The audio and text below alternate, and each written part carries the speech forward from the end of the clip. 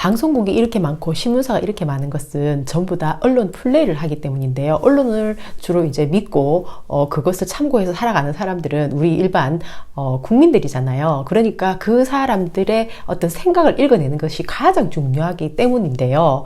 그렇다면은 어떻게 해서 지금까지 이렇게 사기가 난무하는 나라가 될 수 있었을까를 생각을 해보면은 바로 거기에는 언론 플레이가 있었다는 거죠.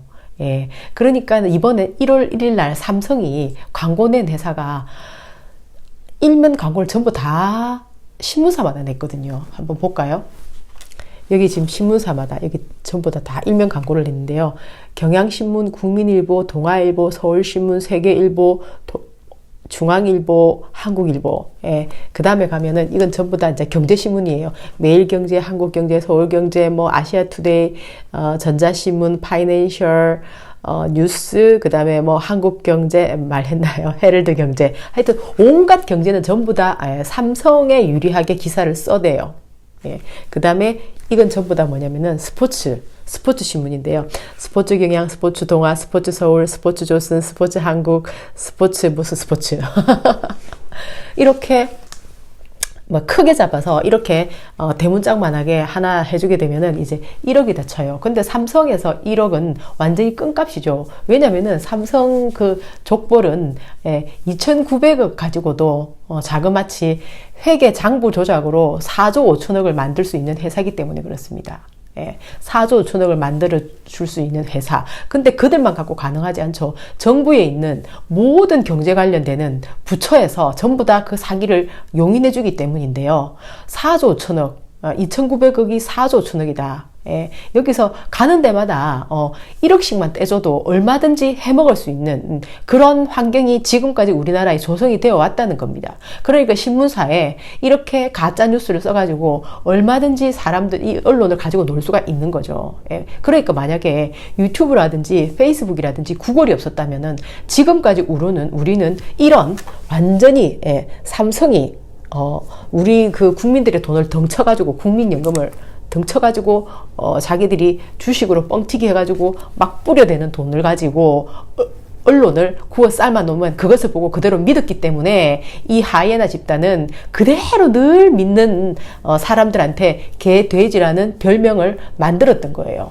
그래서 나향욱이 말했잖아요. 일반 국민은 개, 돼지로 명명을 하고 정치, 정책, 교육을 이끌어간다 이런 말을 한 겁니다. 너무너무 잘 쏘고니까요. 그리고 금방 잊어먹는다 이런 말도 이 인간들이 늘 하는 말이잖아요. 예. 그러니까 생각해보니까 너무 이제 지나온 시간이 끔찍한 거예요. 예. 선량한 사람들은 우리가 사람이니까 선량하니까 다들 그냥 사람들이 사는 세상에 뭐 그렇게까지 하겠나 이렇게 생각을 하고 지금까지 완전 70년간 쏘가왔다는 거 아닙니까? 그러니까 여기 이 회사가 전부 다 이렇게 완전히 삼성에 썩은 돈을 먹고 개 노릇을 하고 있는데 유일하게 한 곳이 이제 삼성으로부터 광고를 못 받았다. 이렇게 해서 신문에 난 기사가 하나 있어요. 바로 한겨레 신문인데요. 한겨레 신문은 삼성 광고가 없었다는 거죠. 그러니까 결국은 한겨레 신문만이라도 삼성에 대해서 저 사기 행각을 벌이고 있는 동안에 기사를 낼 수가 있었다는 겁니다. 그러니까는 1년 동안에 이 삼성 바이오로직스 이 사기치고 있는 동안에 이제 63건의 기사를 한겨레에서는 썼고요. 20건 그러니까 23건은 경향신문에서 썼다는 겁니다. 그러니까 경향신문한테는 광고를 준 거예요. 한겨레보다 훨씬 작게 실었잖아요. 이렇게 우리나라에서 일어나고 있는 어떤 언론의 상황이 거의 테러 수준이라는 겁니다. 그러니까 지금 3대째 세습해 오고 있는 그 떡값 먹이기 정치가 지금 완전히 뿌리를 내려가지고 어마어마하게 위험한 상황이다. 그래서 KBS, MBC, YTN, JTBC가 전부 다 삼성 족벌 손아귀 안에 있다 하는 증거가 여기서도 또 나타나는 거죠. 이렇게 이 신문사들을 보면서 정말 참담하지 않습니까? 진짜 이 하이에나 떼들은 사람들이 가지고 있는 성향을 완전히 짓밟아 버린 거예요. 그러니까 어차피 이 사람들을 믿고 자한당은 어차피 이 그 족벌 체제와 이 부패 집단, 친일파 집단과 한 몸이기 때문에 그쪽에 30%는 뭐 대안이 없다고 봐야 돼요. 돈이면 무조건 갖다 붙는 어떤 그런 그 세력이기 때문이죠. 그렇다면은 이 70%가 이제부터 깨어나는 준비를 해야 된다는 겁니다. 그렇지 않으면은 미래는 정말 암담하다는 거죠. 예. 정말 다행인 것은 이렇게 유튜브가 있다는 것이죠. 예. 사실을 말할 수 있는 곳이 있다는 거죠. 이것도 미국 회사니까 가능하지, 한국 회사에 있으면 전부 다 팔다리 다 잘려가지고 말도 못한다니까요. 맨날 거짓말만 찌끄리고 있으면 그게 그런가 하고 들어야 되는 상황이니까. 예, 완전히 지금도 우리나라는 사기꾼들이 판을 치고 있는데, 이 대기업 족벌 사기 집단이 완전히 그 위에 있다 보니까 사람들이 가지고 있는 정서가 전부 다 저 위로 가려면은 나도 사기꾼이 되어야 되겠네 하면서 사기의 일반화가 되어가고 있는 이 끔찍한 분위기. 정치꾼들이 저 사기 행각을 한번 보세요. 예. 그러니까는 신재민 같은 사람은 그 안에서 기가 막혔던 것이죠. 제가 볼 땐 그래요. 예, 물론 신재민이라는 사람 말을 이제 더 많이 들어봐야 되겠죠. 어쨌든 너무 이 사람이 그 전체에 흐르는 기류는 그런 것 같아요. 이 사람이 그 악의를 가지고 이렇게 폭로한 건 아니고 선의의 마음을 가지고 폭로한 건데, 어쨌든 자유한국당에서 이거를 이용해 먹는 이런 상황에 직면했다. 이것은 뭐 사실이죠. 예. 근데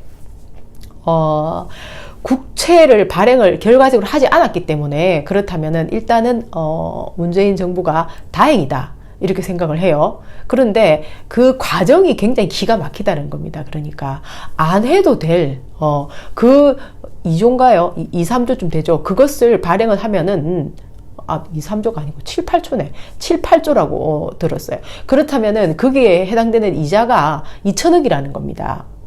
2천억이면은 또 우리 혈세, 우리 국민들의 그 주머니 돈도 얼마 벌지도 못하는 그 돈에서 또 다 나가는 겁니다. 근데 그것을 정무적인 판단으로, 그러니까 그때 그 당시에 이제 세수가 많이 거쳤기 때문에 빚을 일부러 발행할 필요가 없었어요, 국채를. 그런데 정무적인 판단으로 그렇게 하라 이렇게 지시가 내려왔다는 거예요. 그러니까 심재민 이 사람 입장에서는 이제 사회에 그 어떻게 보면은 뭐 오래 그 굴러먹지 않은 아주 신선한 사람이다 보니까, 아니 이렇게 되면은 또 박근혜 정권처럼 촛불 정부임에도 불구하고 뭐 정무적인 판단으로 쓸데없이 우리 그 일반 국민들한테 빚을 지우는 이런 걸 한단 말이야. 이것은 안 되지 이러면서 이제 자기는 굉장히 강렬한 반감을 품었다는 거죠. 그 과정에서 일어나는 불합리가 자기는 너무너무 이제 그 잠을 못 잘 정도로 힘들어서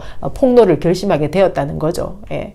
결과적으로 그래도 문재인 정부에서 강행을 해가지고 만약에 그 쓸데없이 뭐 발행을 했다면은 진짜 문제가 되겠지만, 일단 발행을 안 했기 때문에 이것도 뭐 정무적인 판단, 뭐 어차피 뭐 하려고 했었으나 안 됐으니까, 안 됐으니까 그것은 다행인데, 그렇다고 하더라도 이렇게 정의로운 마음에 앞서서 너무 이제 앞서갔다고 어떤 사람들은 생각할 수 있겠죠. 어쨌든 그런데 이 사람에게 너무 이제 내가 볼 때는 이 사람이 가지고 있는 성향이 악의적이고 뭐 자한당처럼 저렇게 썩어 빠진 사람이고 그건 아니라는 거예요. 그래서 그래서 이 사람에 대한 어떤 그런 그 지금부터 진행되는 그 과정이 아주 그냥 투명하게 잘 되었으면 좋겠다는 거죠. 그래야지 지금 현재 내부 폭로가 일어날 수 있는 거죠. 그래야지 우리가 내는 세금이 어떻게 쓰이고 있고 어떻게 결정되는지를 알 수 있는 것 아닙니까? 정무적인 판단으로 만약에 재수 없어가지고 해봤어 봐요. 이 문재인 정권도 완전 또 이제 자한당한테 완전 뜯겨가지고 진짜 피곤하게 될 뻔했는데, 그것은 아니어서 천만 다행이다 또한. 전 그렇게 생각을 해요. 근데 진짜 이상한 게 하나 있어요. 뭐냐면은 전해철이라는 이 완전히 그 경선에서 완전히 굴복을 하고 경선에 그 쿠데타를 일으킨 거나 똑같은 거 아닙니까? 근데 이 사람을 왜 브라질 특사로 문재인 대통령이 친서를 보냈는지 난 진짜 모르겠는 거예요. 왜 민주당 안에서 이렇게 해당 행위를 한 사람에게 이런 중요한 일을 맡기는지 이해를 못 하겠는 거예요. 문재인 대통령은 진짜 지금 현재 이 돌아가는 사정을 전혀 모르나 하는 생각이 드는 겁니다. 그러니까 이번에 이 국채 발행도 그랬다고 하잖아요. 원래는 그 김동연 부총리가 이거는 뭐 정무적인 판단을 통해서 일부러 빚을 더 질 필요가 없다. 그러면은 2천억이라는 그 세금이 있으면은 또 국민의 혈세로 완전 메꿔야 되니까 그것은 안 된다 해가지고 거기서 온갖 회의를 거쳐가지고 이제 부총리가 대통령을 직접 면담하려고 했는데 청와대에서 그럴 필요가 없다면서 막았다고 하잖아요. 그러니까 어떻게 이렇게 완전히 첩첩산중으로 만들어가지고 우리나라의 경제적인 문제가 제일 중요하잖아요. 근데 그것을 아주 청와대에서 대통령을 만날 필요 없다면서 경제부총리를 경제에 대한 문제가 얼마나 중요한데 우리나라가 지금 현재 완전 그것 때문에 사람들이 전부 다 데모를 하고 이 난리를 치고 있는데 막나요? 그리고 전해철 같은 경우에도 경선 불복을 해가지고 반년을 갖다가 우리 일반 선량한 국민들을 이렇게 피곤하게 만들었는데 이 사실에 대해서마저도 문재인 대통령은 전혀 깜깜이로 모르고 계시나? 안다면은 아니 이런 사람을 왜 보내나? 정직하고 일 잘하는 사람이 그래 없나? 청와대에 아니면 뭐 민주당 안에 이런 의혹을 갖게 한다는 겁니다. 참으로 이상하다. 대통령 자리만 가면 너무나 아부권인들이 넘쳐나서 진짜 정신이 멀쩡한 사람도 정신을 혹 빼놓나 하는 그런 생각도 하게 되는 겁니다. 안 그렇겠습니까? 지금 문재인 대통령이 남북 문제를 이렇게 심도 있게 끌고 나가는 걸 보면은 분명히 우리나라를 걱정해서 이렇게 하는 거잖아요. 방위비 문제라든지 아니면 뭐 맨날 전쟁의 공포를 심고 자한당에서는 그리고 막 사드 배치해가지고 막 데모가 일어나고 막 돈이 쓸데없는데 펑펑펑 나가고 하니까 정말 중요한 부분을 막기 위해서 노력을 하고 있는 분이면은 분명히 사고도 건강할 텐데 전해철 같은 이런 경선 쿠데타를 일으키는 이런 극악무도한 사람을 특사로 보낸다는 것은 정말 이해하기 힘들다. 이것은 분명히 청와대가 문재인 대통령을 완전히 그 어떤 북한의 이 문제 이외에는 완전히 차단을 시키나 하는 생각이 드는 겁니다. 경제 문제도 그렇고 어떤 정치적인 정략적인 어떤 그런 일을 처리하는 것도 그렇고 왜 이런 위험한 짓을 하는 걸까요? 진짜 오히려 이것은 대통령에게 훨씬 더 누가 된다, 해가 된다. 문재인 대통령을 훨씬 더 공경에 빠뜨릴 만한 판단이다. 전 그렇게 생각을 해요. 진짜 이 사람 똥파기 대장인데 왜 문재인 대통령은 이 사람에게 힘을 실어주나 하는 거죠. 완전히 그냥 똥만 있으면 거기 가가지고 정신없이 달려드는 그 팀들이잖아요. 정말 아니다 이것은. 그리고 이제 그 삼성의 강북병원의 정신과에 있는 의사 한 분이 돌아가셨잖아요. 이것은 참 진짜 기가 막히는 노릇이죠. 완전히 우리나라의 이 시스템이 진짜 완전히 엉망입니다. 진짜 사람들이 또 정신병자가 이렇게 많은 이유는 뭡니까? 그러고 막 사람들이 조울증하고 우울증 두 곳을 왔다 갔다 하는 사람이 이렇게 끝없이 늘어나는 건 뭡니까? 그리고 워마다고 일베가 정신없이 싸우는 건 뭡니까? 사람들이 전부 다 극과 속을 똑같은 어떤 그런 상황에서 살아가기가 힘들어서 그래요. 속으로는 싫은데 겉으로는 좋은 척. 겉으로는 싫은데 속은 좋은 척 하는 그 중간의 간극에서 사람들은 그 문제가 해결이 안 되면 조울증이나 우울증으로 왔다 갔다 하게 되어 있다는 겁니다.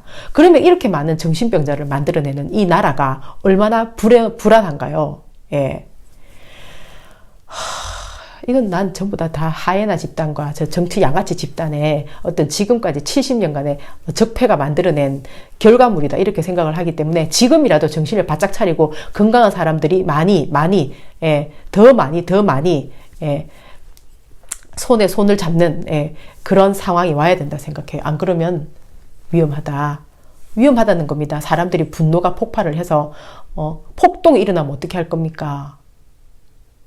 그리고 정신병 환자가 지금 이 사람이 사람을 죽였어요. 예. 그래가지고 이제 그 여동생이 자기도 우울증을 겪어본 적이 있기 때문에 이 사람이 격리돼서 치료를 받아야 된다 하면서 이제 이 사람이 그 치료받아야 될 상으로서 말을 하더라고요. 정말, 아주 훌륭한 집안이다 하는 생각이 저는 들어요.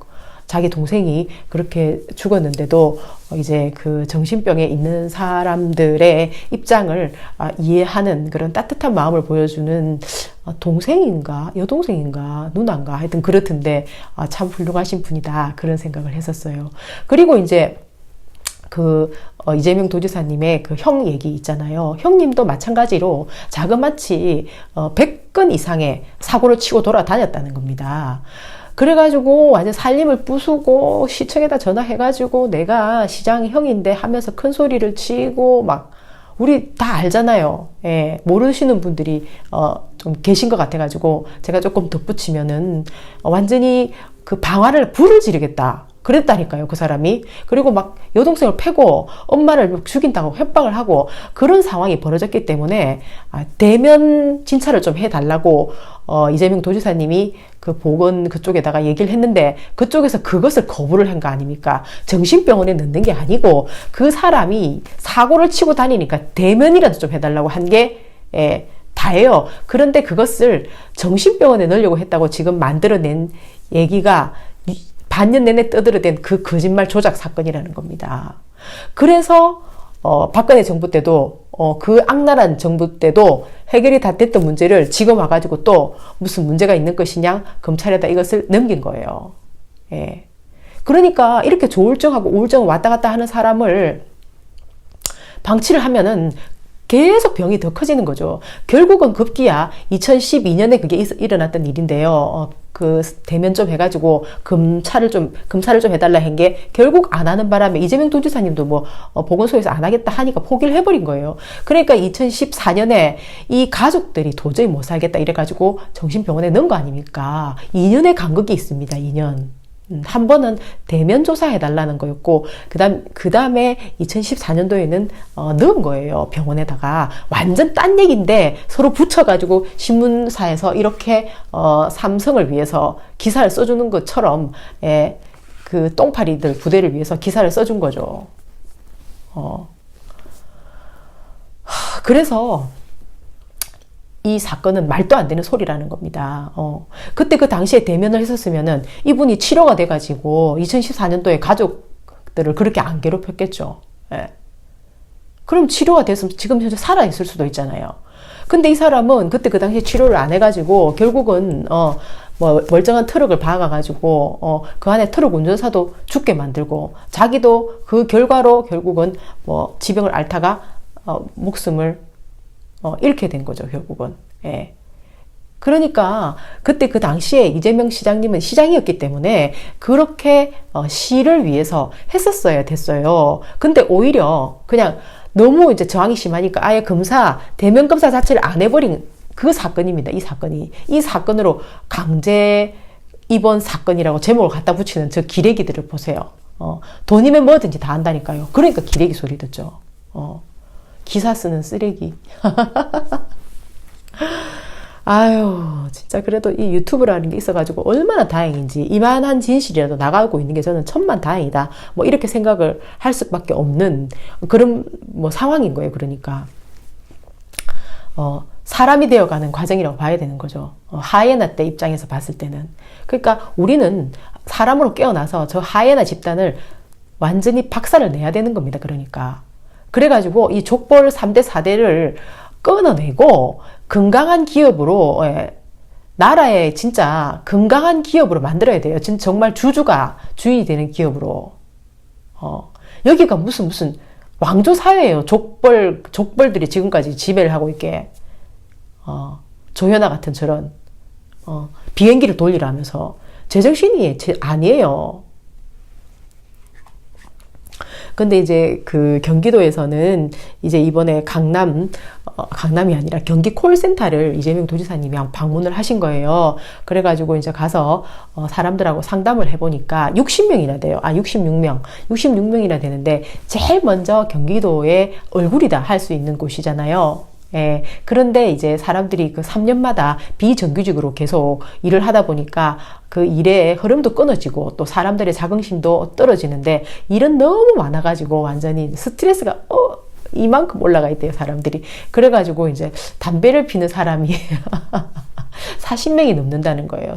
어떻게 뭐 얘기로 안 풀리니까 그냥 연기로 날려버린다 뭐 이래가지고 이 사람들이 흡연 장소를 좀 마련해 달라고 도지사님한테 부탁을 했는데 이재명 도지사님이 정중하게 거절하셨습니다. 그것은 안 된다. 그 대신 다른 방법으로 스트레스를 풀 수 있도록 뭐 요가 스트레칭을 한다거나 뭐 상담을 한다거나 뭐 그런 방법이 있을 수가 있겠죠. 상담도 괜찮고 요가도 괜찮아요. 뭐 두 개 다 하는 것도 괜찮고 그런 방법으로 이 사람들의 문제를 해결하도록 하게 도움을 주겠다. 흡연실은 이제 안 되겠다 하고 거절하셨어요.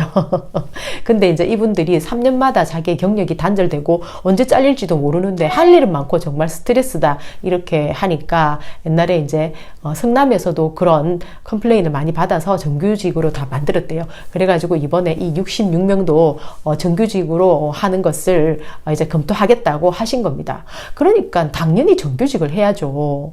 당연히 그렇게 해야 되는 거예요. 이 사람들에게 가족이 딸려 있잖아요. 그리고 이분들이 정규직 한다고 해서 뭐 월급이 엄청나게 많은 것도 아니에요. 이분들이 하는 소비가 결국은 우리나라의 소비를 살리는, 조금 더 소비를 살리는, 그죠? 소비를 살리는 것이기 때문에 이제 나는 정규직화 하는 것에 대해서 굉장히 찬성을 하고요. 할 수 있으면은 최대한 많이 정규직을 해야 된다 생각해요. 예. 자기들이 뭐 일을 하기 싫어서 그냥 알바로 뛰는 것은 모르겠는데 하고 싶은데 못하는 것, 이것은 사회적으로 문제다. 소비가 제대로 일어나지 않는 어떤 큰 그러니까 손실이다 하는 생각이 들어요. 누구든 정규직을 할 수 있는 곳은 정규직을 해서 사람들이 지금의 이 돌아가지 않는 소비 시스템을 돌아갈 수 있도록 만드는 그런 것이다. 이것은 이 66명의 정규직은 너무너무 멋진 거다. 저는 그렇게 생각을 해요. 예. 화이팅! 바이!